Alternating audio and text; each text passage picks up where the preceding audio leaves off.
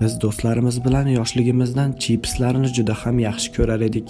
Biz chipslarni Shahzodaning buvasining do'konidan olar edik. Uning do'konida chipslarning ajoyiblari bor edi. Ular juda ham mazali edi. Men doim u yerga chips olgani borganimda Shahzodaning buvasi menga ajoyib oddiygina bo'lsa ham ko'nglimni ko'tarish uchun qand yoki biror nimalar berar edi. Menga bu juda ham yoqar edi. Oradan ancha vaqtlar o'tdi, kunlar o'tdi. Kunlarning birida uyda o'zim yolg'iz televizor ko'rib o'tirgan edim. Shu payt eshigim jiringladi. Chiqsam, Shahzoda ekan. Salom. Men uni uyga olib keldim. Uning buvasi haqida so'radim. Uning jahli chiqdi. Men so'rayverdim. Uning juda ham bu so'ragan savolimdan jahli chiqdi. Mayli, unday bo'lsa eshit. Xullas bir kuni buvamning do'konda mazasi qochib qoldi. Buvamni kasalxonaga olib bordik va buvam komaga tushdi. Komada ancha yotdi. Kunlarning birida buvamning do'konida ishlaydigan bir opaning uyi taqilladi. U opa eshikni ochdi. Dahshat, nima bu? Ko'rib qotib qoldi. Bu mening buvam edi. Buvamning ahvoli bir ahvolda, xuddi qandaydir zombi kabi. Uning qo'lida bir qutimi bir nima turar edi. Keling xonim.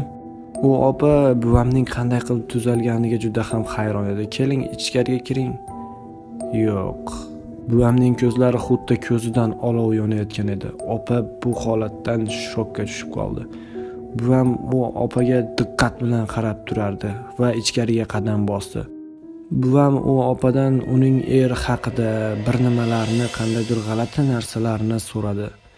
Bu opa bu holatdan ancha qo'rquvga tushdi. U opaning eri dengizda baliqchilik bilan shug'ullanar edi. Azizam, kim ekan? Shu payt buvam u ayolning eri ovozini eshitdi hamda uyda ekanligini bildi.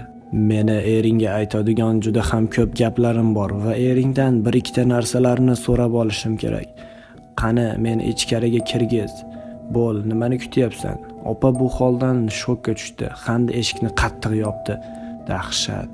Buvam qo'llari bilan eshikni tirqishiga qo'lini tiqib oldi. Eshikni asta-sekin ochdi. Buvam qip-qizil ko'zlari bilan u opaga dedi: "Bu qutida unga atalgan yurak bor, qizaloq."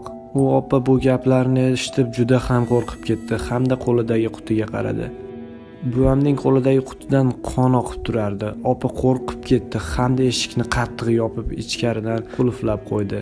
Buvam uyining atrofidan aslo ketmay qo'ydi. Oynalarni taqillatib, xullas bir nima qilib u yerga kirdi. Bu voqeadan so'ng erini hamda u opani hech yerda topa olmay qoldi. Buvamning rasmlarini hamma yoqqa osib, militsiyalar qidira boshladi. Aytishlaricha, buvam haligi ayolning erini qabristonga olib borgan hamda qandaydir dahshatli maxluqqa aylanib uni vahshiylarcha o'ldirgan. Ammo buvamni hali hamon hech qayerdan topa olmagan.